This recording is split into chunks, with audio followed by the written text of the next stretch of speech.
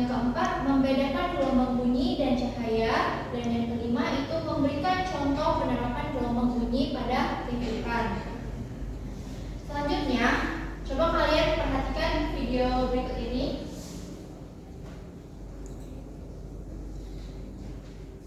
Nah, kalian pasti sering kan melihat petir atau mendengar suara petir? Sering. Saat akan datangnya hujan atau bahkan saat hujan. Nah, kira-kira mengapa sih suara petir itu terdengar ketika kilat terlihat? Ada yang tahu nggak? Bu. Apa Salsa? Karena kilat lebih cepat daripada suara Bu. Ada lagi nggak? Ya Bu, apa dia? Karena jarak kilatnya jauh sekali Bu, jadi kedengarannya lama. Oh, bagus jawabannya. Terima kasih Dian dan Salsa. Jawabannya sudah bagus, tapi kita perlu memahami konsep pada gelombang bunyi terlebih dahulu. Nah, yang pertama itu kita akan belajar tentang pengertian gelombang bunyi. Bunyi itu adalah gelombang mekanik longitudinal yang terjadi karena getaran suatu benda. Bunyi itu memerlukan medium untuk merambat seperti udara, air, dan zat padat. Nah, bunyi tidak dapat merambat di ruang hampa. Contohnya itu misalnya kalian sering menonton film tentang luar angkasa. Nah, itu biasanya ada terdengar suara ledakan yang sangat besar. Nah, itu biasanya tidak benar-benar terjadi suara ledakan itu. Biasanya hanya editan karena di udara itu bunyi tidak dapat merambat. Nah, terus contoh lain itu ketika garpu tala digetarkan, dan di udara itu di sekitarnya ikut bergetar. Kemudian getaran ini akan diterima oleh telinga dan telinga kita akan mendengar suara bunyi. Contohnya ketika kalian mengetuk pena ini ke meja. Nah, ini kita kan mendengar suara ini kan. Nah, itu dari udara yang di sekitarnya itu bergetar, kemudian getaran ini akan diterima oleh telinga kita. Nah, telinga kita akan mendengar suara bunyi. Selanjutnya itu ada ciri-ciri gelombang bunyi.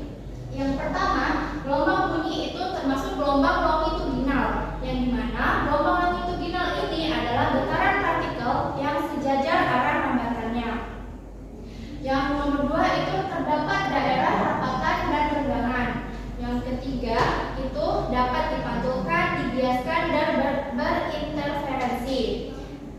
Yang selanjutnya ada syarat terjadinya bunyi. Yang pertama, pada sumber bunyi itu benda bergetar. Yang kedua, medium perambatan, udara, air, atau padat.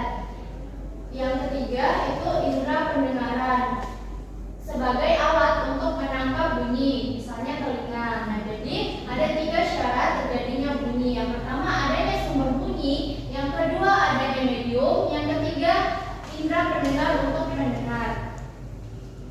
Selanjutnya itu gelombang longitudinal. Tadi kan gelombang bunyi itu termasuk gelombang longitudinal. Nah, di sini gelombang longitudinal itu yang arah getarannya sejajar dengan arah rambatannya. Nah, di situ ada perapatan dan perenggangan.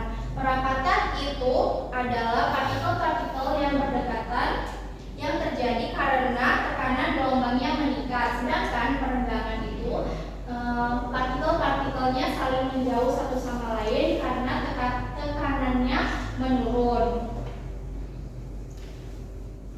Arah getaran pada gelombang longitudinal tadi itu kan sejajar dengan arah rambatan. Partikel hanya bergerak bolak-balik di sekitar titik keseimbangan, bukan ikut berpindah bersama gelombang. Contohnya itu gas yang ditekan dan dilepas berulang kali akan menghasilkan bentuk getaran yang merambat. Itulah yang disebut dengan gelombang bunyi. Nah, selanjutnya ada sifat-sifat gelombang bunyi. Yang pertama ada refleksi, yaitu pemantulan. Pemantulan adalah bunyi yang dapat dipantulkan kembali bila menumbuk permukaan yang keras. Yang kedua, refleksi atau pembiasan arah perambatan bunyi dapat berubah saat melewati medium yang berbeda. Yang ketiga, itu ada interferensi.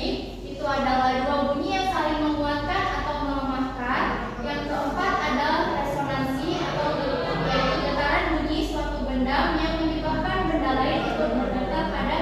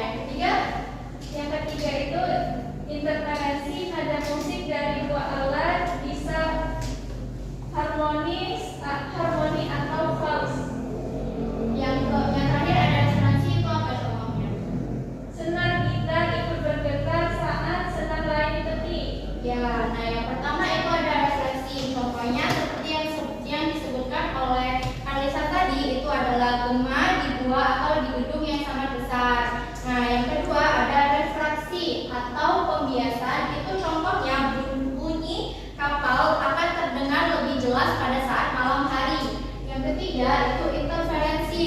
Contohnya nada musik dari dua alat. Nah, yang terakhir itu ada resonansi. Contohnya senar gitar yang ikut bergetar ketika salah satu senar lainnya dipetik. Selanjutnya itu ada cepat lambat bunyi, di mana cepat lambat bunyi ini adalah V sama dengan akar modulus elastisitas per massa jenis medium, di mana V itu memiliki satuan meter per sekon, itu modulus elastisitas di mana satuannya Newton per meter kuadrat, dan massa jenis medium itu satuannya kilogram per meter kubik. Itu hubungannya semakin besar elastisitas, bunyi akan semakin lebih cepat, dan semakin besar massa jenisnya, bunyi akan semakin lebih lambat. Selanjutnya itu cepat lambat bunyi berdasarkan mediumnya. Yang pertama, tadi kan bunyi berdasarkan mediumnya ada tiga. Ada pada zat padat, pada zat cair, dan pada gas. Nah, pada zat padat itu persamaannya sama dengan persamaan umum cepat lambat bunyi. Nah, yang kedua itu pada benda cair. V sama dengan akar B per rho itu modulus volt per massa jenis zat cair. Nah, yang membedakan dari zat padat tadi itu dia massa jenis bahan materialnya, yang pada zat cair, pada benda yang cair itu massa jenis zat cair. Nah, modulus volt itu adalah benda ukuran elastisitas bahan pada satuan volume. Nah, yang terakhir itu cepat lambat bunyi pada gas.